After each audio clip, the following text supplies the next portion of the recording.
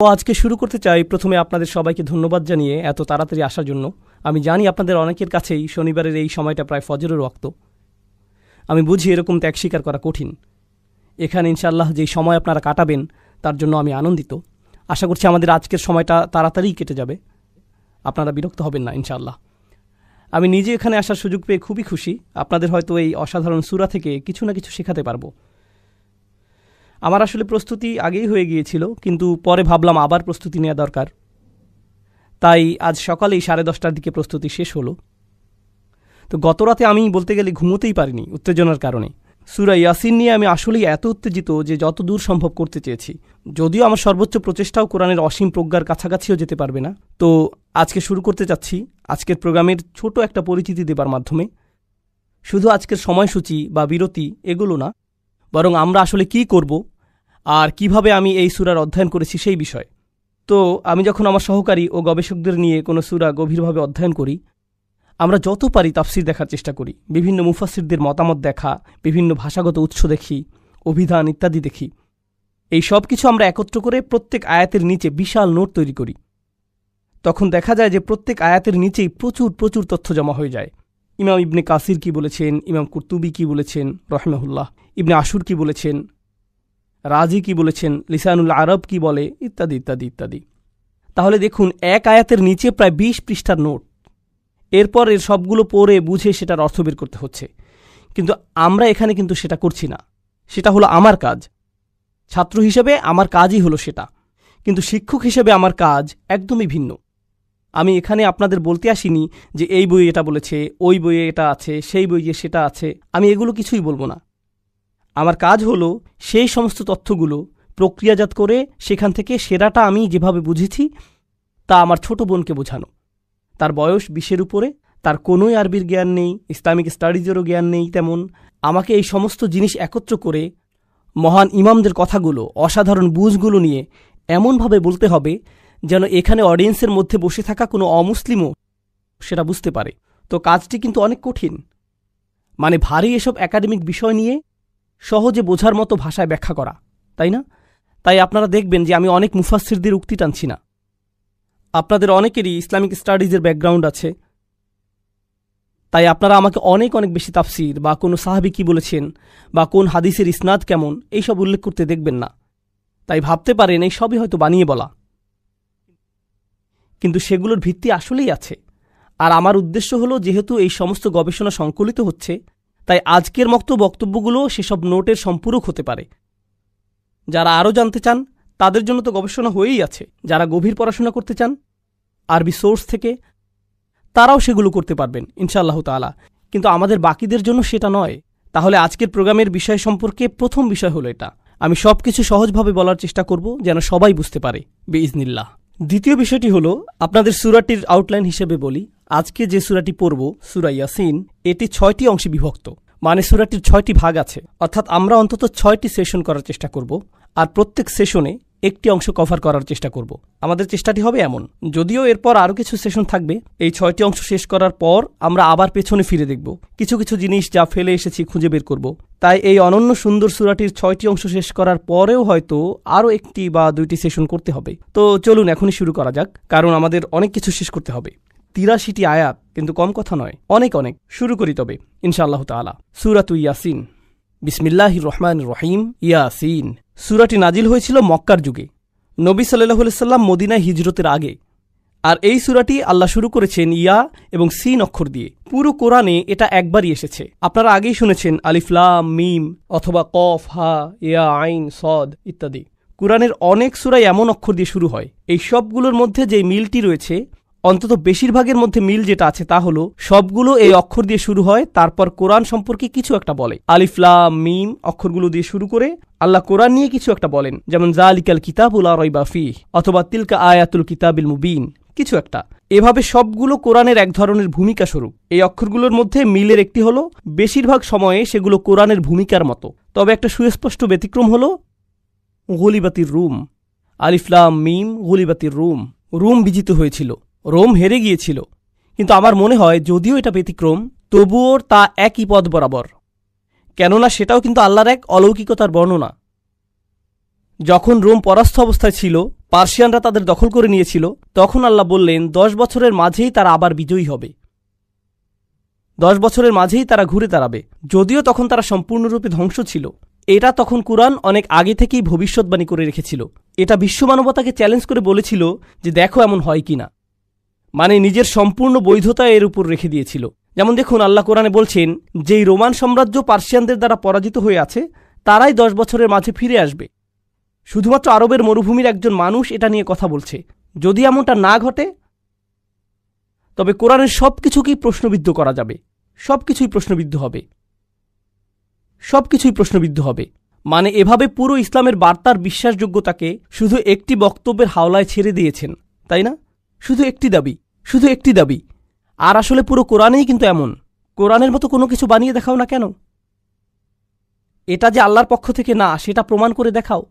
মানে কোরআন নিজের বিশ্বাসযোগ্যতাকে প্রশ্নবিদ্ধ করার চ্যালেঞ্জ করেছে বারবার। এভাবে এটা অন্যান্য হুরুফের সাথে মিলে যাচ্ছে। এই হুরুফ মুকাত্তাত নিয়ে আরেকটা বিষয় হলো, যদিও আমি ইয়াসিন শব্দ নিয়ে বেশি সময় খরচ করতে চাই না, আপনাদের অনেকেই হয়তো শুনেছেন যে সূরা ইয়াসিন হলো কোরআনের হৃদয়। এটা শুনেছেন না আগে? আর হয়তো আপনাদের অনেকেই এজন্য এখানে এসেছেন, আপনারা পাকিস্তানি, সারা জীবন এটাই শুনেছেন। কিন্তু এটা আসলে কোনো বিশুদ্ধ হাদিস নয়। যদিও শুনে খুব ভালো লাগে, আমরা একে অস্বীকার করছি না, আমাদের ঐতিহ্যের অংশ এটা। তবুও এটা কিন্তু প্রমাণিত নয় যে এটাই কোরআনের হৃদয়। যদিও এটা অনেক বিখ্যাত, তাও ভালো, অন্তত একটা সূরাকে তো আমরা যত্নার্থী করি, সেজন্য ভালোই। উপমহাদেশের জন্য কাজেই এসেছে এটা। তো যাই হোক, এই অক্ষরগুলোর ব্যাপারে কথা হলো যে এই হরফগুলো কিন্তু স্বয়ং নবীজি সাল্লাল্লাহু আলাইহি সাল্লামের কাছে অপরিচিত ছিল। খুবই গুরুত্বপূর্ণ। আমাদের নবীজির ব্যাপারে কোরআন গর্ব ভরে ঘোষণা করছে যে তিনি পড়তে জানতেন না, উম্মি। তিনি সদ্য জন্ম হওয়া কোনো বাচ্চার মতো নিরক্ষর ছিলেন, সেখান থেকেই উম্মি শব্দটি এসেছে, ঠিক আছে? আর তাই যিনি পড়তে জানেন না, ওয়ালা তাখুত্তুহু বিয়ামিনিক ওমা কুনতু তাতলু মিন ক্বাবলিহি মিন কিতাবিন ওমা তাখুত্তুহু বিয়ামিনিক, তুমি তো নিজের হাতে এটা লেখনি, এমনকি তুমি তো এর পূর্বে এমন কিছু কখনোই পড়নি, তুমি নিজের হাতে এটা লেখনি। এখন যে মানুষ পড়তে লিখতে জানে না, যে অক্ষর সম্পর্কে কিছুই জানে না, আপনি যদি শুধুই একটা ভাষায় কথা বলতে জানেন আর কেউ এসে বলল ডাব্লিউ এর মানে কি, এর মানে কিছুই হবে না আপনার কাছে। তাই তিনি যে বলছেন ইয়াসিন, যেটার আরবিতে নিজস্ব কোনো অর্থ নেই, শুধুমাত্র যে লিখতে আর পড়তে জানে সেই জানে যে এটা ইয়া অক্ষর আর সিন অক্ষর। যে এটা জানে না তার সামর্থ্যের একেবারেই বাইরে এটা। তাই শুধুমাত্র ইয়াসিন শব্দগুলোর ব্যবহার শ্রোতাদের এই ইশারা দিচ্ছে যে রাসূলুল্লাহ সাল্লাল্লাহু আলাইহি সাল্লাম সম্ভবত এক ধরনের জ্ঞান পাচ্ছেন। কারণ শুধুমাত্র জ্ঞান অর্জনের সময়ই আপনি অক্ষর সম্পর্কে জানতে পারেন। তাহলে প্রশ্ন ওঠে, কে তাকে এই জ্ঞান দিচ্ছে? কারণ যদি বলেন যে তাকে কেউ শেখাচ্ছে, তিনি এই অক্ষরগুলো শিখছেন, তখন প্রশ্ন আসবেই যে শেখাচ্ছেটা কে তাহলে? তাই প্রত্যেকবার এই অক্ষরগুলো আসলেই প্রশ্ন ওঠে, কে তাকে এসব শেখালো, কে শেখালো এটা? আর প্রত্যেকবারই আল্লাহ কি করেন? অন্তত একটা ব্যতিক্রম বাদে তিনি কি করেন? কে শেখালো তার উত্তর দিয়ে দেন। এই বইটি ওহী শিখিয়েছে, আল্লাহ থেকে এসেছে এটা। তো এগুলো ছিল ইয়াসিন শব্দ নিয়ে কিছু কথা। এখন চলুন বিষয়বস্তুর কেন্দ্রে আসি। এটাই শুরু থেকে শেষ পর্যন্ত থাকবে। এই আয়াতেই আমরা বারবার ফিরে আসব। ওয়াল কুরআনিল হাকিম, আল্লাহ ওয়াদা করছেন, আল্লাহ বলছেন আমি ওয়াদা করছি, ওয়া অক্ষরটি এভাবেই অনুবাদ করছি, আমি কোরআন হাকিম দ্বারা ওয়াদা করছি। প্রজ্ঞাময় অনুবাদ করছি না, এখানে অনুবাদ করছি যে আমি কোরআন হাকিমের ওয়াদা করছি। আপনাদের অনেকেই এখনও আরবি জেনে না থাকলেও সমস্যা নেই, হাকিম শব্দটি আপনাদের ব্যাখ্যা করে দিচ্ছি, কারণ এর ভূমিকা ব্যাপক। তার আগে বলুন তো, প্রজ্ঞাময় কোরআন, কোরআন হাকিম দিয়ে আল্লাহ কি করছেন? তিনি বলছেন এটা দিয়ে কসম করছেন। তাই কোনো কিছু দিয়ে কসম করার মানে কি? আমাদের বুঝতে হবে কেন তিনি এটা করবেন। কোরআনের কোনো কিছু নিয়ে কসম করাতে বিশেষত্ব আছে। কোনো কিছু নিয়ে কসম করার ক্ষেত্রে কোরআনের অনন্যতার বিষয়টি আপনাদের দেখাবো আমি। কারণ আমি আপনিও তো কসম করি, আয় হায় আল্লাহর কসম আমি তোকে, তাই না? আমরাও এমন করি। কিন্তু যখন কোরআন করে সেটার কারণটা হয় অসাধারণ। এজন্য আমি আপনাদের এটা বোঝাতে চাচ্ছি। প্রথমত, কোরআন এটা করে আপনাদের মনোযোগ আকর্ষণ করার জন্য, আপনার মনোযোগের জন্য। আর এই মনোযোগটা আকর্ষণ করে অসাধারণ কোনো কিছুর ব্যবহারের মাধ্যমে, যেটা নিয়ে আপনি ভাবতে পারেন। আরও আছে, কোরআন যখন কিছু নিয়ে আপনার মনোযোগ আকর্ষণ করে তখন সেটাই পরে যা বলা হবে সেটার পক্ষে প্রমাণ হয়ে দাঁড়ায়। এখন এটা শুনতে কঠিন মনে হচ্ছে, তবে সহজ করে বুঝিয়ে দিচ্ছি। আল্লাহ বলছেন আমি সময়ের শপথ করছি, ওয়াল আসর, আমি সময়ের কসম করছি। আপনারা বলতে পারেন সমস্যা নেই, হালাল, এটা খুতবা নয় যে পুণ্য কাটা যাচ্ছে। ওকে, তো তিনি শপথ করছেন কিসের? সময়ের। এর মানে হলো সময়ের শপথ করে যেন তিনি বলছেন, আমি স্বয়ং সময়কে প্রমাণ হিসেবে উত্থাপন করছি, আমি সময়কে প্রমাণ বানিয়ে দিচ্ছি। কিসের প্রমাণ? ইন্নাল ইনসানা লাফি খুসর, যে নিঃসন্দেহে মানুষ ক্ষতির মধ্যে আছে। মানুষ যে ক্ষতির মধ্যে আছে তার সবচাইতে বড় প্রমাণই হলো সময়। দেখলেন? তাহলে পরবর্তী যেই বক্তব্য আসছে সেটাই শপথ হিসেবে প্রমাণ হলো। তাই যখন আল্লাহ বলেন ওয়াল কুরআনিল হাকিম, তখন কোরআনকে প্রমাণ হিসেবে আনা হচ্ছে। একে প্রমাণ হিসেবে আনা হচ্ছে। যেভাবে সময়কে প্রমাণ হিসেবে আনা হয়েছিল, তেমনি কোরআনকেও কোনো কিছুর প্রমাণ হিসেবে আনা হচ্ছে। তবে আগে কুরআনিল হাকিম নিয়ে কথা বলে নেই। আরবিতে আল হাকিম শব্দের 3টি অর্থ আছে। এর 3টি অর্থ হতে পারে। প্রথমটি আমি বাদ দিয়েছিলাম তখন, প্রজ্ঞা। কোরআন প্রজ্ঞাতে পরিপূর্ণ। দেখুন, প্রজ্ঞা বার্ধক্যের সাথে আসে। খুবই জটিল ভাষায় প্রজ্ঞা প্রকাশিত হয়। প্রাসঙ্গিক হলে তবেই মানুষ প্রজ্ঞাকে উপলব্ধি করতে পারে। অর্থাৎ আমার প্রজ্ঞাময় কোনো কথা যদি আপনার মাথার উপর দিয়ে চলে যায়, তবে একে আপনি কখনোই প্রজ্ঞা মনে করবেন না। তবে আমার কোনো উপদেশ যদি আসলে আপনার উপকারে আসে, তবেই আপনি এই প্রজ্ঞাকে উপলব্ধি করতে পারবেন। এজন্য প্রজ্ঞা বুঝতে হলে তাকে প্রাসঙ্গিক হতে হবে। আর প্রত্যেকবার যখনই নবী সাল্লাল্লাহু আলাইহি সাল্লাম কোরআন তেলাওয়াত করতেন, কেউ সেটা শুনলে সাথে সাথে ধাক্কা খেত যে, আরে, এটা তো আমার সম্পর্কেই বলছে, আমাকেই তো উপদেশ দিচ্ছে, আমার ক্ষেত্রে এটা প্রাসঙ্গিক, আমার দরকার অনুযায়ী পরামর্শ দিচ্ছে। তাই কোরআন তার প্রজ্ঞাকে এই নিজের পক্ষে প্রমাণ হিসেবে আনছে। এটা বিশাল বড় কিছু। এতই প্রজ্ঞাময় যে মানুষের কর্ম হতেই পারে না। এটা বিশাল বড় কিছু। এখন দ্বিতীয় অর্থ, হাকিমের আরেকটি অর্থ হল হুকুম, অর্থাৎ যে জিনিসের রায় বা হুকুম দেবার ক্ষমতা আছে, মানে হুকুম বা হাকিম। হাকিম বলতে আরও বোঝায় শাসক বা গভর্নর। তাহলে কোরআন হল হুকুমে পরিপূর্ণ। এখন বিষয় হল, একজন মানুষ হিসেবে আমি বলতে পারি যে আমার ব্যক্তিগত জীবনে কোরআন অধ্যয়ন করতে গিয়ে আমার অনেক পুরনো মতামত পরিবর্তিত হয়েছে। কিছু বিষয় যা আমি অবধারিত সত্য বলে মনে করতাম, সেটা এখন আর মনে করি না। এভাবে আপনি যতই পড়াশোনা করবেন ততই শিখবেন। আপনার মতামতও সেভাবে পরিবর্তিত হবে। এমনকি একই সিলেবাস, একই সংবিধান পড়ার পরও একজন আইনজীবী যখন বিচারক হয়ে যান, তখন তাদের চিন্তাভাবনাতেও পরিবর্তন আসে, ঠিক কিনা? সময়ের সাথে ভিন্নভাবে চিন্তা করেন। এদিকে কোরআন হুকুম দিয়ে যাচ্ছে, আর এই 23 বছরের সময়কালে কোনো কিছু কি পরিবর্তন হয়েছে? এভাবে কি বলে যে না, আগে এভাবে বলতাম, এখন আর তা বলি না? না না না না, তার হুকুমে কোরআন একেবারেই ধ্রুব। তার রায় থেকে নড়াচড়া করে না সে।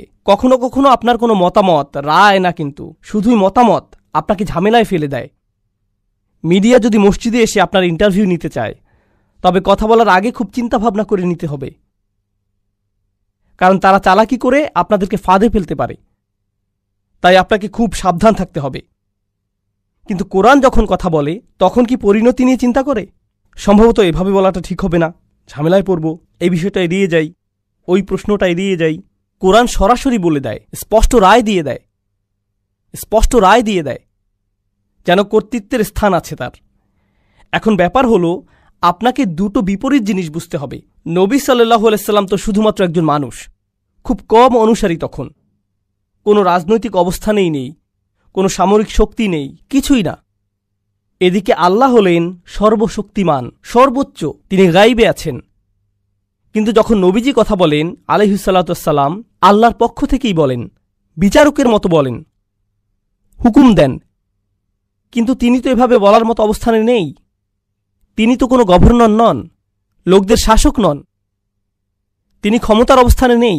কিন্তু কথা বলবার সময় এমনভাবে বলেন যেন তারই হাতেই ক্ষমতা, কারণ তিনি আল্লাহর পক্ষ হতেই বলছেন।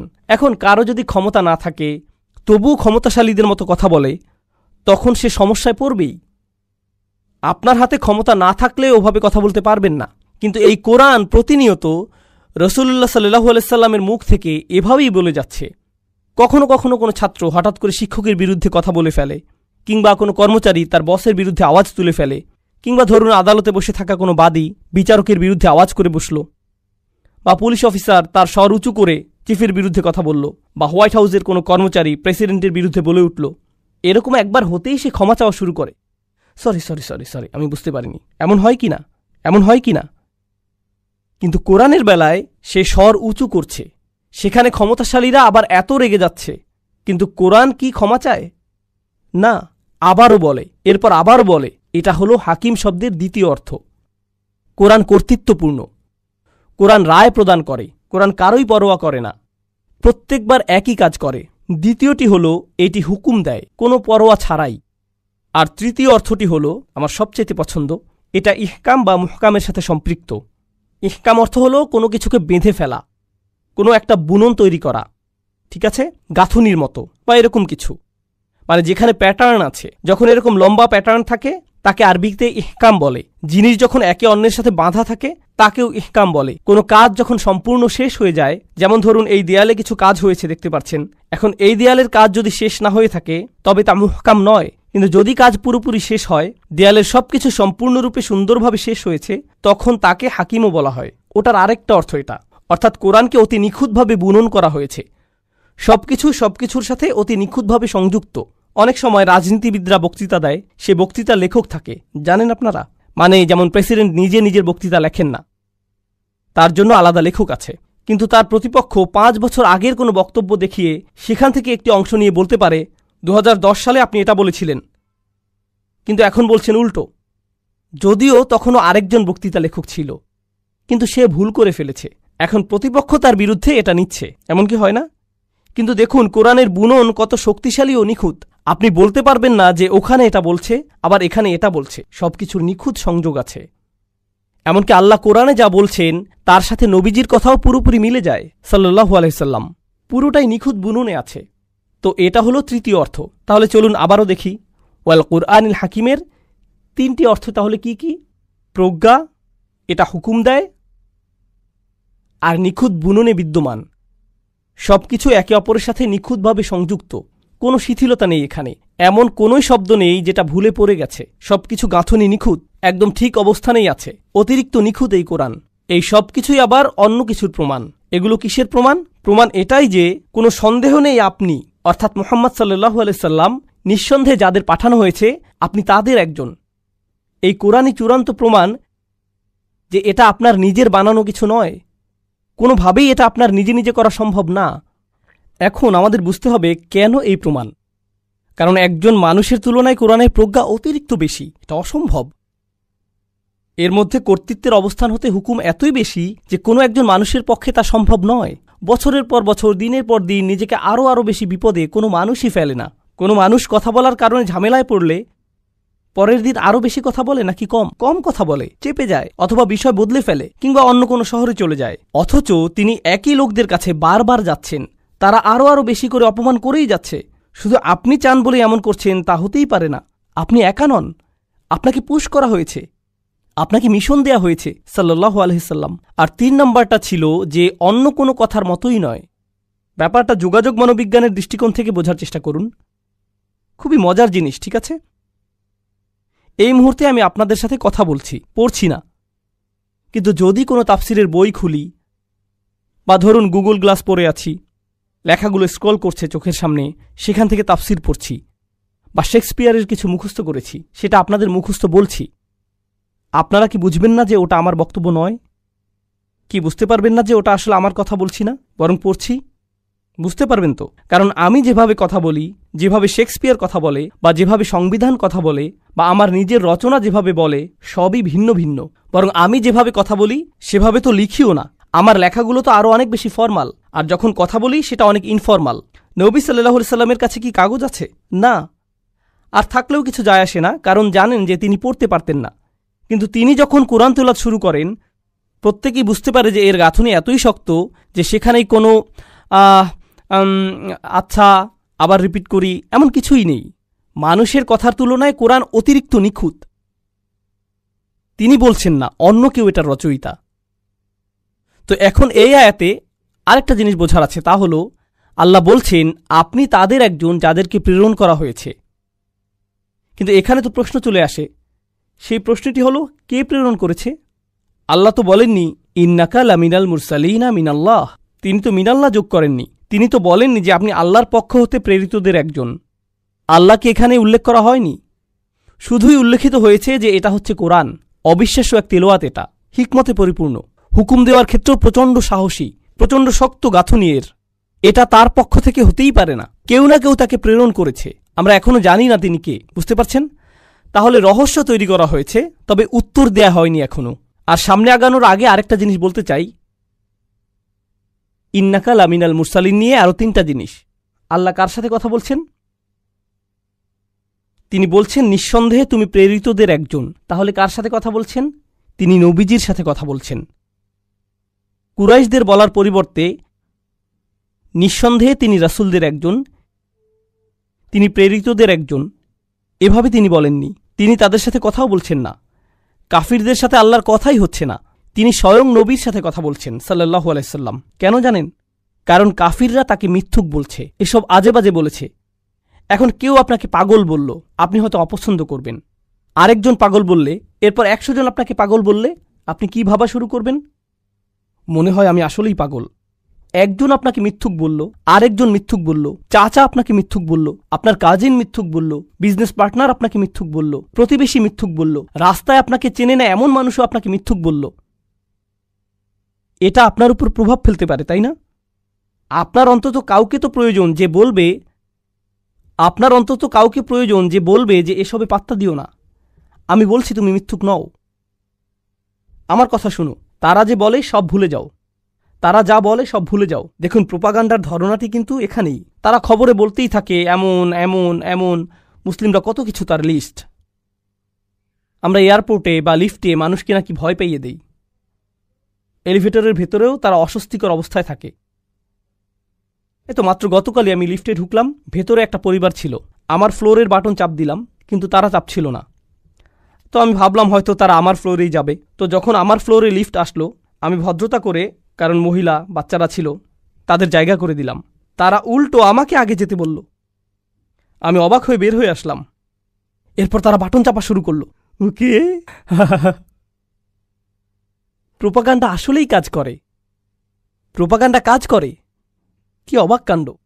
ওকে, তো আমি বলছি যে এর প্রভাব আপনার উপরেও পড়তে পারে। তাছাড়া মুসলিমদের উপর কি নিজেদের বিরুদ্ধেই প্রোপাগান্ডার প্রভাব পড়ে না?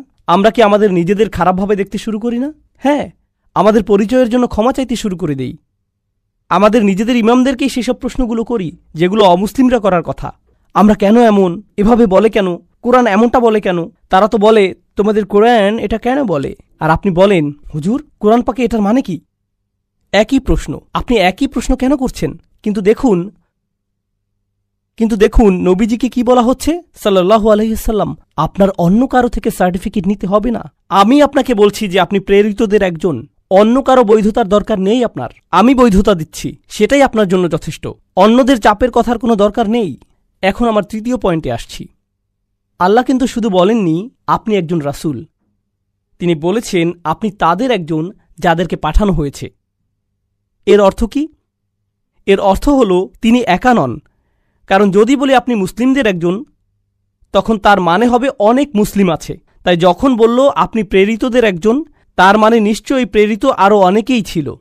এখন নবীজি সাল্লাল্লাহু আলাইহি সাল্লামকে বলা হচ্ছে যে আপনি নিজেকে একা মনে করলেও আপনাকে এমন মানুষজনের সাথে পরিচয় করিয়ে দেব যারা আপনারই দলে আছে, আরও বড় ভ্রাতৃত্বের বন্ধনে আবদ্ধ। আপনি যখন আপনার দলেরই আরও মানুষ খুঁজে পান, তখন অনেক মানসিক সাপোর্ট হয়। যেমন ইউনাইটেড স্টেটসে অনেকেই এখানে বসবাস করে, ইউনিভার্সিটিতে কোনো মুসলিমই দেখতে পায় না, কিংবা দেখে কর্মক্ষেত্রে কোনো মুসলিম নেই। এখন সে কেনাকাটা করতে দোকানে গিয়ে দেখল একজন মাত্র লোক দেখতে মুসলিমদের মতো দাঁড়িয়ে আছে, হয়তো ফাতিহা মুখস্থ করার চেষ্টা করছে। এতেই সে এত খুশি, কারণ একটু সাপোর্ট হলেও পাচ্ছি, আমার মতোই আরও একজন। কিন্তু নবীজি সাল্লাল্লাহু আলাইহি সাল্লাম যখন রাসূল, তিনি তো একমাত্র রাসূল। কিন্তু আল্লাহ বলছেন পূর্ববর্তী রাসূলরা তো চলে গেছে, অনেক আগেই গত হয়ে গেছে, কিন্তু তিনি তার কথার মাধ্যমে তাদের জীবনদান করবেন। আল্লাহ পূর্ববর্তী নবীদের জীবনদান করবেন তাদের কথা বলার মাধ্যমে। তখন আপনি আপনার সাপোর্ট, আপনার সান্ত্বনা তাদের মধ্যে পাবেন। তাহলে প্রথম হলো বৈধতা, প্রথম সান্ত্বনা পাচ্ছেন আল্লাহর থেকে, আমি বলছি আপনি প্রেরিতদের একজন। আর দ্বিতীয়টি হলো তাকে বলে দেয়া হচ্ছে যে শুনুন আপনি একটি দলের অংশ, তাদের মাঝেই আপনি প্রচুর সাপোর্ট পাবেন। আর তাই ইন্না শব্দটি প্রথমে এসেছে। কোনো সন্দেহ নেই আপনি হলেন প্রেরিত রাসূলদের একজন, কারণ সন্দেহ পোষণকারী অনেক আছে, কিন্তু আপনি কখনো সন্দেহ করবেন না। এখন এই আয়াত নিয়ে শেষ কথা, ইন্নাকা লামিনাল মুরসালিন। সব আয়াত এত লম্বা হবে না, সব আয়াত এত লম্বা হবে না, ভয় পাবেন না। যদিও আমাদের আরও ৮৩টি আয়াত পড়তে হবে, তবে আমি সূরাটির শুরুতে এর চিন্তাভাবনাটি দেখাতে চাই। এরপর একটি থেকে পরেরটি, সেটা থেকে পরের আয়াত কিভাবে প্রবাহিত হয় সেটাও দেখাতে চাই। এটাই আমার কাজ এখানে ইনশাআল্লাহ। তো এই আয়াত নিয়ে শেষ যে কথাটি বলতে চাই তা হল, মুরসাল শব্দটি কিন্তু রসুল হতে ভিন্ন। রাসুল শব্দের অর্থ হল বার্তাবাহক, সহজ অনুবাদ। আর তাই কোরআনের কিছু দুর্বল অনুবাদে বলে যে আপনি রাসুলদের একজন, সেটা আসলেই ঠিক নয়। আরবিতে মুরসাল হল ইসমে মাফউল, যার মানে যাকে প্রেরণ করা হয়েছে, কাউকে পাঠানো হয়েছে। এখন বার্তাবাহক আর পাঠানো হয় এমন একজন, এই দুইটার মাঝে কিন্তু তফাত আছে। আমি যদি বার্তাবাহক হই তবে বার্তা নিজের পক্ষ থেকেই দিতে পারি, হতেই পারে নিজের বার্তার বার্তাবাহক আমি হতে পারি। কিন্তু যদি আমি প্রেরণকৃত হই তাহলে এর অর্থ দাঁড়ায় আমার বার্তাটি অন্য কারো কাছ থেকে এসেছে, অন্য কারো কাছ থেকে এসেছে, আমার পক্ষ থেকে নয়। আমাকে এটার দায়িত্ব দেয়া হয়েছে।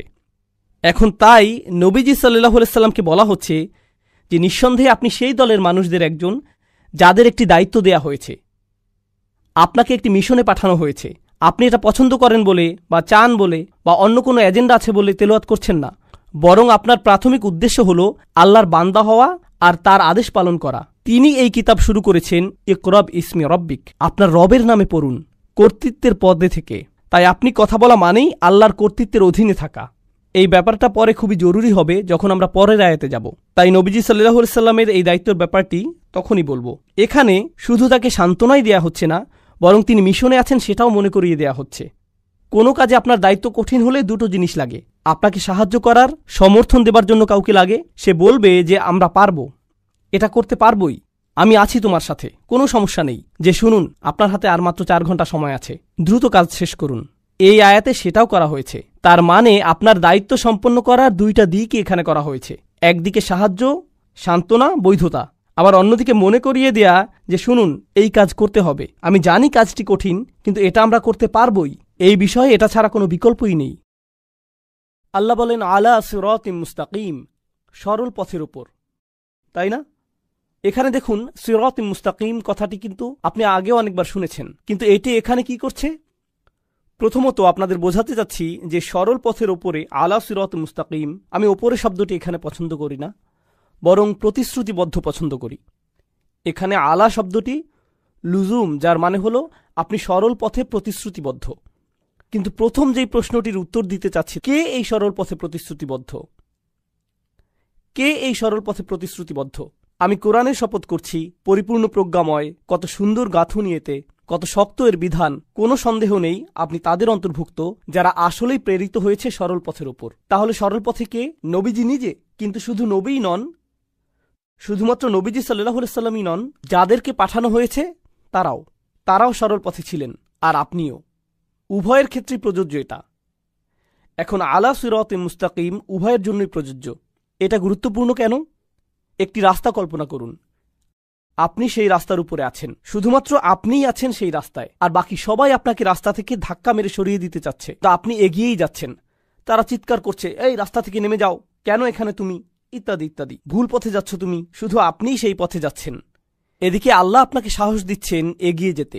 তিনি আপনাকে বললেন, দেখো, এই পথের পথিক হিসেবে তুমিই একমাত্র ব্যক্তি নও, এর আগেও আমি অন্যদের চালিয়েছি এই পথে। বুঝতে পারছেন? তাহলে এখন তো আপনি তাদের আরও বেশি খুঁজবেন, কারণ এই পথে অন্যরাও তো হেঁটেছে, এই পথের বাধাগুলো তারাও পেয়েছে আপনার পূর্বে, তাদের আপনি উদাহরণ হিসেবে নেবেন, আর আপনাকে আরো ভালোভাবে রাস্তা চেনাতে সাহায্য করবে, এই যাত্রা সহজ করে তুলবে তারা। এছাড়াও আপনারা বাস্তব জীবনেও এমন করেন কিন্তু। যেমন ধরুন ড্রাইভিং করে যাচ্ছেন, এখন খবর পেলেন সামনে ট্রাফিক জ্যাম বা অনেক পুলিশ রাস্তায়। আপনাদের কারো কারো গাড়িতে রাডারের মতো কি একটা আছে না? এটার ব্যাটারি ধরুন শেষ হয়ে গিয়েছে, তাই বন্ধুকে ফোন দিলেন, ইয়ো, আমি জর্জ বুশ রোডে আছি, বা কি জানি আপনাদের অন্য একটা টোল রোডে আছি, স্যাম হিউস্টন না কি জানো, তো আমি এই রোডে আছি, অনেক পুলিশ এখানে, তো আমি কি জোরে চালিয়ে যাব? না না না না ভাই, আমি গত সপ্তাহে ওখানে গিয়েছিলাম, আমাকে ফাইন দিয়েছিল। আচ্ছা আচ্ছা, আমি হালাল লিমিটের ভিতরে থাকবো, তাই না? তো আপনি এমন কাউকে খোঁজেন যে এই রাস্তা দিয়ে আগে গিয়েছে, পথ চেনাতে সে আপনাকে সাহায্য করে। তো সাহায্যের একটি উৎস।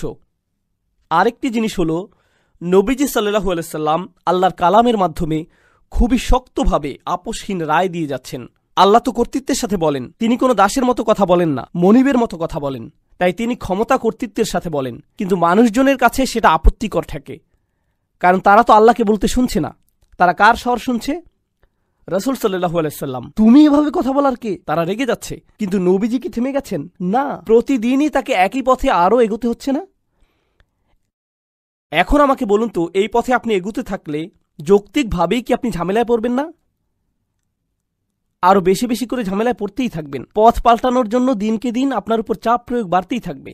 যত বেশি অগ্রগতি করবেন ততই বাধা পাবেন, আরও বেশি বাধা। আরও সম্ভাবনা আছে যে আপনি দেখুন একটু চাপ তো সহ্য করতে পারবেন, কিন্তু কালকে আপনাকে আরও চাপ সহ্য করতে হবে, পরদিন আরও বেশি, পরে আরও বেশি, আরও বেশি, আরও বেশি। অবস্থা খারাপের চাইতে খারাপ হতেই থাকবে, সহজ হবে না, আরও কঠিন হবে। একজন সাধারণ মানুষ আর কতই বা চাপ সহ্য করতে পারে? এক সময় কি হয়? ভেঙে পড়ে, পথ পাল্টে ফেলে। কিন্তু রাসূলুল্লাহ সাল্লাল্লাহু আলাইহি সাল্লাম, তার কঠোরতা, তার প্রতিশ্রুতি, এই সব কিছু এখানে দেখা যাচ্ছে। আর অন্যান্য নবীদের প্রতিশ্রুতিগুলো স্পষ্ট দেখানো হচ্ছে, কারণ তারা সবাই সরল পথের ওপরে, কখনোই বিচ্যুত হননি, কখনোই হননি। মানুষ তাদেরকে আক্রমণ করেছে, মানুষ তাদের নিয়ে হাসি ঠাট্টা করেছে, মানুষ তাদেরকে হুমকি ধামকি দিয়েছে, তাদেরকে নির্বাসিত করার, হত্যা বা অত্যাচার করার হুমকি নিয়ে এসেছে। এর পরেও তারা দমে যাননি।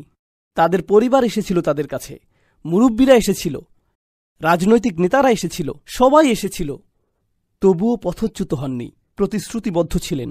কঠোরতার এই ধারণাটাই জরুরি। এছাড়াও দেখুন, তিনি যে আসলে একজন রাসূল, এটাই কিন্তু তার একটা প্রমাণ। নইলে এত কষ্ট কেন শুধু শুধু সহ্য করবেন?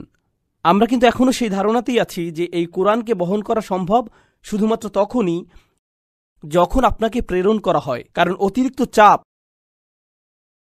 যেমন একজন মুফাসসির বলেছেন, ইলতিজামুহু দালিলুন আলা নবুয়তি ওয়াসিরাতিহি দালিলুন কামা আন্নাল কোরআন। এটা এখানে গুরুত্বপূর্ণ। কোরআনের নিখুঁত হবার কারণে, আমি যেটা বলেছিলাম, 3 ধরনের নিখুঁততা আছে কোরআনে, সেগুলোই প্রমাণ। এখন এই উদ্দেশ্যের প্রতি নবীর প্রতিশ্রুতি নিজেও আর একটা প্রমাণ। এই সবই প্রমাণ করে দিচ্ছে। কিন্তু এরপর এই আয়াত নিয়ে শেষ আরেকটা জিনিস আপনাদেরকে বলছি, আলা সিরাতিন মুস্তাকিম। এখানে কিন্তু বলা হচ্ছে না সরল পথের উপরে প্রতিশ্রুতিবদ্ধ, এখানে বলছে একটি সরল পথের উপর প্রতিশ্রুতিবদ্ধ, সিরাতিন মুস্তাকিম।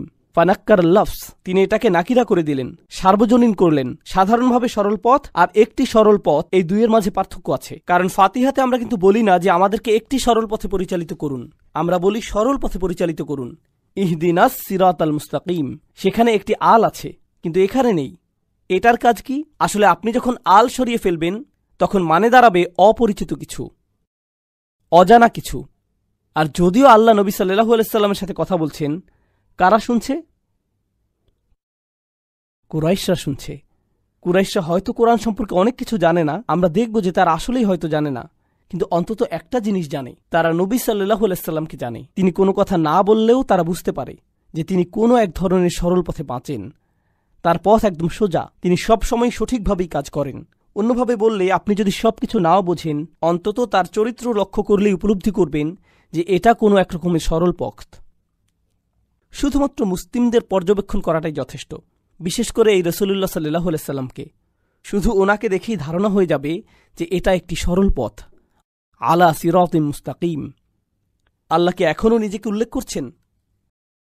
না, তিনি এখনও নিজের সম্পর্কে কিছুই বলেননি, এখনও না। যদিও তিনি বলছেন তিনি প্রেরিত, আপনাকে প্রেরণ করা হয়েছে, আপনি সরল পথে প্রতিশ্রুতিবদ্ধ, কিন্তু কার দ্বারা প্রেরিত? এই কোরআনের প্রজ্ঞাগুলো কোত্থেকে আসছে? এই পরিমাণ কর্তৃত্ব নিয়ে তিনি কিভাবে বলছেন? অবশেষে প্রশ্নের উত্তর আসছে, আর এত জোরালো ভাষায় উত্তরটি এসেছে, তানজিলাল আজিজির রহিম। 3টি শব্দ। প্রথম শব্দটি হচ্ছে তানজিলা। আপনাদের যারা অল্প স্বল্প আরবি জানেন, আর নাসাব আলাল ইগরা, এখানে একটি ফাতহা আছে। এর মানে কি বুঝতে পারছেন? মানে নরমভাবে এখানে বলা হচ্ছে না। আপনারা তো এভাবে পড়েন না, তানজিলাল আজিজির রহিম, আল্লাহু আকবার, না। তখন তানজিলা এভাবে আসে, তার মানে হলো আল্লাহ আজ্জা ওয়া জাল্লা প্রচণ্ড কর্তৃত্বের সাথে কথা বলছেন। দৈববাণী মানে স্বাভাবিকভাবে বলা হয় না, যেন আরবি ব্যাকরণের মাঝেই আশ্চর্যবোধক চিহ্ন বসে আছে। শক্ত ভাষা এটি, শুনে রাখো। এটা কি? এটা এমন কিছু যা নাজিল করা হয়েছে। দৈববাণী। কার দৈববাণী? কার বক্তব্য এটা? আল আজিজ আর রহিম, আল্লাহর দুইটি নাম এখানে। আল আজিজ অর্থ এমন একজন যিনি সম্মান ও কর্তৃত্বের পূর্ণ অধিকারী। আল আজিজ দুটি জিনিস বোঝায়, যার কর্তৃত্ব আছে আর যিনি সম্মানের অধিকারী। কারণ আপনারা দুই ধরনের মানুষ দেখতে পাবেন। এক ধরনের মানুষের দেখবেন কর্তৃত্ব আছে কিন্তু কোনো সম্মান নেই। যেমন ধরুন কোনো পুলিশ অফিসারের কর্তৃত্ব আছে কিন্তু কোনো সম্মান নেই। বাল্টিমোরে আমরা যেমনটা দেখলাম, তাই না? কর্তৃত্ব আছে কিন্তু সম্মান নেই। অন্যদিকে এমন মানুষও আছে যাদের সম্মান প্রচুর কিন্তু কি নেই? কর্তৃত্ব। এই দুটোর কারোরই ইজ্জা নেই। আরবিতে ইজ্জা উর্দুর ইজ্জতের মতো না, কিন্তু শুনতে এক হলেও আরবিতে ইজ্জা অর্থ যখন আপনার সম্মান আছে আবার একই সাথে কি কর্তৃত্ব, তখনই আপনার ইজ্জা আছে। যখন তিনি বলছেন এটা হলো এমন সত্তার বাণী যিনি সম্মানের অধিকারী, চূড়ান্ত কর্তৃত্বশীল, তখন আল্লাহ আজ্জা ওয়া জাল্লা খুবই কঠিন একটা জিনিস বলছেন। মনে আছে কোরআনের একটি বৈশিষ্ট্য হলো যে এটা রায় দেয়। আচ্ছা, কার মূলত রায় দেবার অধিকার আছে? তারই আছে যার কর্তৃত্বও আছে।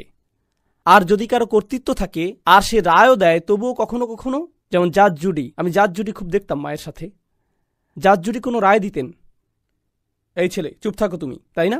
এভাবেই বলে, অনেক মজা লাগতো। এই তুমি $500 ফাইন দেবে, এখন যাও এখান থেকে, এমনই হতো সব সময়। এরপর বাইরে ইন্টারভিউগুলো মজা পেতাম, ভালো লাগতো, বিশেষ করে যে হেরে যেত তার। কারণ যে জিতত সে তো বেশি কিছু বলতো না, হ্যাঁ আমি $500 পেয়েছি, এটুকুই বলতো তারা। কিন্তু যেই লোক হারত তিনি তো খুবই খারাপ, বিশ্বাস হচ্ছে না তিনি এমনটা করলেন, এভাবে রায় তিনি কিভাবে দিতে পারেন, তাই না? অন্যভাবে বললে তার রায়তে কর্তৃত্ব ছিল কিন্তু কি ছিল না? সেখানে পূর্ণ সম্মান ছিল না। আল্লাহ আজ্জা ওয়া জাল্লা বলেন এই কোরআন রায়তে পূর্ণ, আর সেই রায়গুলো কঠিনভাবে নিতে হবে, কারণ তা কর্তৃত্বশীল সত্তার কাছ থেকে এসেছে, তাই এটা সম্মানেরও যোগ্য। এটাই আল আজিজ শব্দের মধ্যে চলে এসেছে। এভাবে কিন্তু এটা আবার আল কুরআনিল হাকিমের দিকেও ফিরে যাচ্ছে। এখন তাহলে প্রশ্নটির উত্তর এলো, এই বাণী কার পক্ষ থেকে এসেছে? এটাই সব রায় নিয়ে বলছে বানিয়ালিকুল হুকুম, সাথে অন্য অনেক কিছুই বলছে। তানজিল, এই শব্দ তানজিলের মানে কি? এর মানে হলো যা উপর থেকে আসে। অন্যভাবে বললে এই প্রশ্নের উত্তর দেই আগে, তার শিক্ষককে কে তাকে পাঠিয়েছে? কোরআনের এই প্রজ্ঞা থেকে এসেছে? এই সবই উপর থেকে এসেছে। এর মানে হলো তোমরা এত বাম হাত ঢুকাতে পারবে না। এর মানে হলো এটা এমন জিনিস যা কোনো মানুষের পক্ষেই রচনা করা সম্ভব নয়। এটা উত্তর দক্ষিণ পূর্ব পশ্চিম দিক থেকে আসেনি, ভিন্ন কোনো গ্রাম থেকেও আসেনি, কোনো বিদ্বান ব্যক্তি থেকে আসেনি, কোনো ইউনিভার্সিটি থেকেও আসেনি, এটা উপর থেকে এসেছে। দেখুন, উচ্চশিক্ষা অর্জন করতে আমরা কোথায় যাই? আমরা জ্ঞান অর্জন করতে পূর্ব পশ্চিম উত্তর দক্ষিণে যাই, এখানে সেখানে যাই শিক্ষা নিতে, কিন্তু জ্ঞান অর্জন করতে উপরে তো আর যেতে পারি না। কিন্তু এই মানুষের দীক্ষা তো দেখি উপর থেকে আসছে, অর্থাৎ এতে তোমরা বা হাত ঢুকাতে পারবে না, এটা তোমাদের নাগালের বাইরে। এটা কিন্তু আবার প্রমাণ দিচ্ছে যে প্রজ্ঞায় কোরআন অতিরিক্ত নিখুঁত, কারণ তা উপর থেকে এসেছে। গাঁথনি খুবই ভালো, এমন গাঁথনি শুধুমাত্র সম্ভব উপর থেকে আসলেই। আর এর রায়গুলোও এমন যে শুধুমাত্র উপরওয়ালা থেকেই আসতে পারে, এজন্যই তানজিল শব্দটি। কিন্তু এরপর আল্লাহর যেই নামটি এলো তানজিল আল আজিজ আর রহিম, এখানে রহিম মানে কি আপনারা জানেন? এর মানে কি? দয়াময়, যিনি ভালোবাসেন, যিনি যত্ন করেন, যিনি সব সময় ভালোবাসেন, সব সময় খেয়াল রাখেন। আর রহিম, এখানে আর রহিম শব্দটি কি করছে? আল আজিজ শব্দের কারণ বুঝতে পারছি এখানে, কিন্তু রহিম শব্দটি কি করছে এখানে? এই বাণী কার কাছে এসেছে? নবী সাল্লাল্লাহু আলাইহি সাল্লাম। তিনি কেন? অন্য কেউ নয় কেন? স্বয়ং কোরআন আমাদের বলছে ওয়ামা আরসালনাকা ইল্লা রাহমাতাল লিল আলামিন, তোমাকে আমি সৃষ্টির প্রতি রহমা ব্যতীত পাঠাইনি। নবীজি সাল্লাল্লাহু আলাইহি সাল্লাম হলেন সমস্ত মানুষের চাইতেও বেশি দয়াশীল। তাই এই কর্তৃত্বশীল কোরআনও সমস্ত দুনিয়ার সকল মানুষের চাইতেও দয়াশীল মানুষের মুখ হতেই নিঃসৃত হওয়া প্রয়োজন ছিল। আর এটাও আল্লাহর একটি দয়া। মানবতার প্রতি আল্লাহর রহমতই হল রাসূলুল্লাহ সাল্লাল্লাহু আলাইহি সাল্লাম। তাহলে এভাবে দেখলে কোরআন হলো আজিজের পক্ষ হতে, আর রাসূল হলো আর রহিমের পক্ষ থেকে। রাসূল সাল্লাল্লাহু আলাইহি সাল্লাম কর্তৃত্বপূর্ণ নন, তিনি কি? তিনি দয়াশীল। কোরআন হলো কর্তৃত্বপূর্ণ। দুটো একত্রে আসা প্রয়োজন ছিল, বার্তাবাহক আর খোদ বার্তা দুটোরই একসাথে আসা দরকার। এই আয়াতগুলো নিয়ে একটি কথা বলতে ভুলে গিয়েছিলাম, অন্য কিছু বলার আগে এখন বলে নেই, কারণ এই বিষয়ে এটাই শেষ কথা। আমরা কিন্তু এখনও এই সূরার প্রথম অংশেই আছি। কতগুলো অংশ আছে এখানে বলছিলাম? খুব ভালো, 6টি অংশ। আমরা এখন প্রথম অংশে। তো একটি জিনিস এখানে বলতে চাই, তা হলো আল্লাহ যখন হেদায়েত দেন দুটো অংশ থাকে সেখানে, সেখানে থাকে বার্তা আর থাকে বার্তাবাহক। সেখানে থাকে বার্তা আর থাকে বার্তাবাহক। এখন যখন আল্লাহ বললেন ওয়াল কুরআনিল হাকিম ইন্নাকা লামিনাল মুরসালিন, তিনি বার্তাটিকে সত্য প্রতিপন্ন করলেন, মানে বার্তাটি মানুষের থেকে হতেই পারে না, বেশি নিখুঁত। তাহলে এখানে বার্তাটির বিষয়টি হলো, কিন্তু এটা তো গল্পের অর্ধেক মাত্র। শুধু বার্তাটি পেলেই তো আর হবে না, আপনার আরও কি প্রয়োজন? একজন বার্তাবাহক। বার্তাটি তো নিখুঁত, বার্তাবাহকের কি অবস্থা? তাহলে তোমাদেরকে এই বার্তাবাহক আর তার চরিত্র সম্পর্কে বলি। আলা সিরাতিম মুস্তাকিম, তিনি সরল পথের উপর প্রতিশ্রুতিবদ্ধ। অন্যভাবে বললে, মানুষের হেদায়েতের জন্য নবী সাল্লাল্লাহু আলাইহি সাল্লামকে চরিত্রের সর্বোচ্চ স্তর দেখাতে হবে। শুধু বার্তা থেকেই হেদায়েত আসে না, যখন বার্তা আর বার্তাবাহক দুজনেই আদর্শ হয় তখনই হেদায়েত আসে। বার্তাটি তো আগে থেকেই শ্রেষ্ঠ, এখন বার্তাবাহকটিও আদর্শ। এটা বোঝানোর জন্য দুনিয়াবি একটা উদাহরণ দিই আপনাদের। রাজনৈতিক নেতারা খুবই ভালো বক্তৃতা দেন, কিন্তু যদি তাদের অতীত ইতিহাস খারাপ থাকে, মানুষ যদি জেনে ফেলে সে আগে দুর্নীতিবাদ ছিল, তাহলে তার বক্তৃতার কোনো লাভ আছে? লাভ নেই। এর কোনোই লাভ আর থাকতে পারে না, কারণ তাদের কর্ম, বিশেষ করে যেগুলো ভিডিও করা আছে, তাদের কথার চাইতে বেশি শক্তিশালী। তাই তারা আর যাই বলুক না কেন, কিছুই যায় আসে না।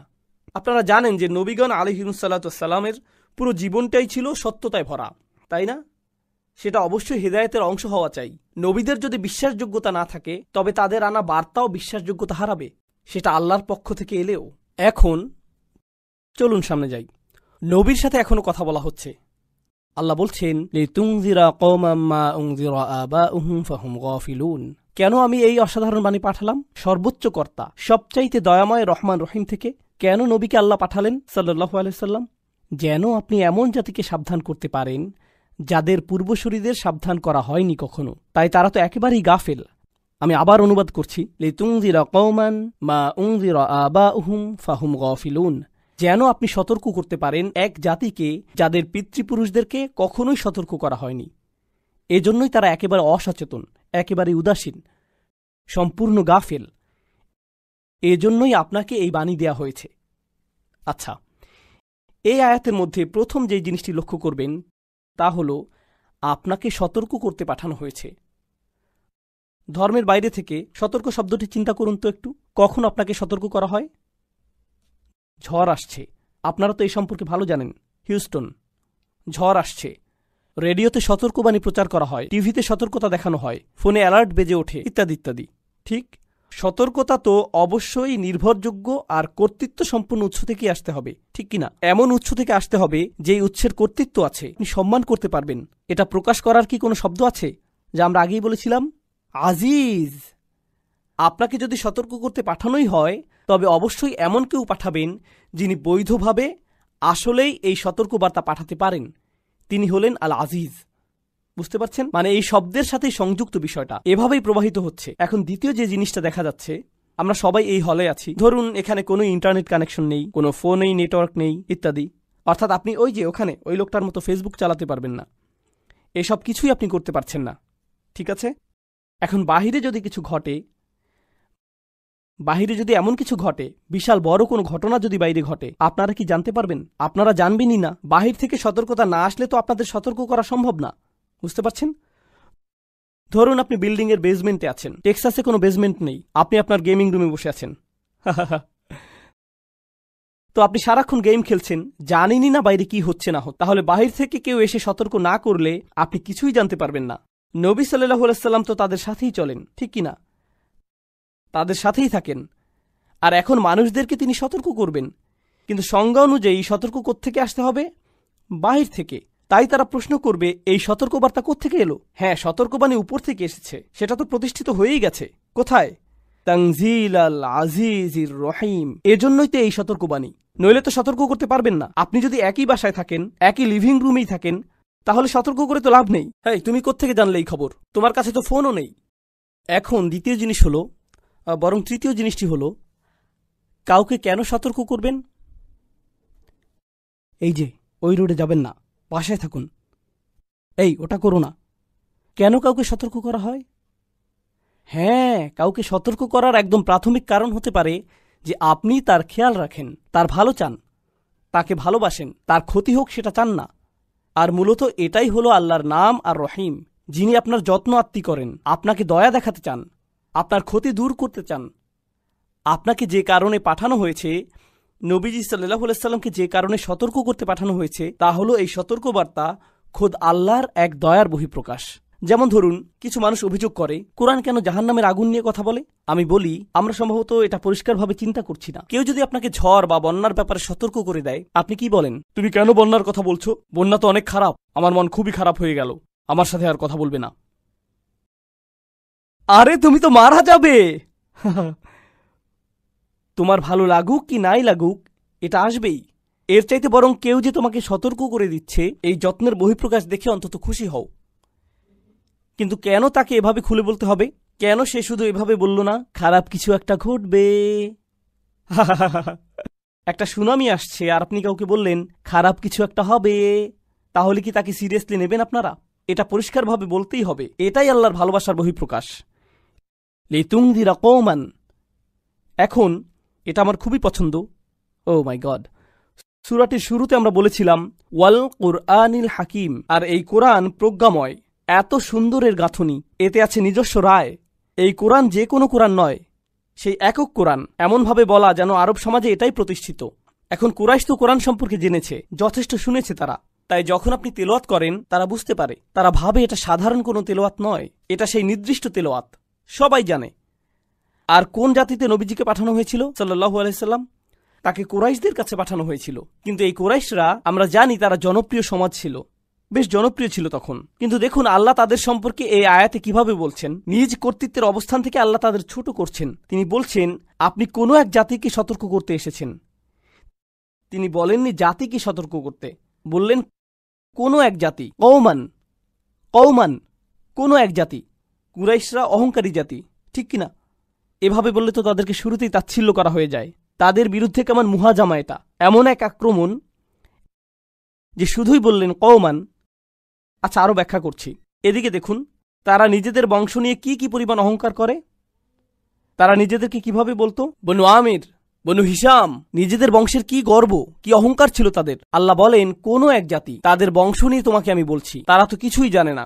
মা উনযিরা আবাউহুম, তাদেরকে আগে সতর্ক করাই হয়নি। তোমরা নিজেদের আহামরি কি মনে করো? তোমরা কিছুই না, নগণ্য জাতি, তোমাদের মূল্যই নেই।